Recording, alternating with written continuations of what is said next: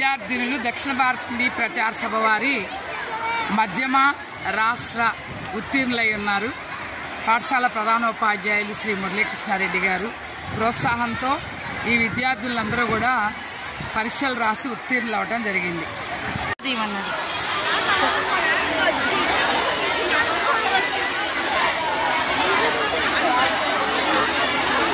విద్యార్థులందరూ కూడా మధ్యమాలో first class సాధించడం జరిగినది. పాఠశాల ప్రధానోపాధ్యాయులు వారు ఈ విద్యార్థులను ప్రత్యేకంగా అభినందిస్తున్నారు.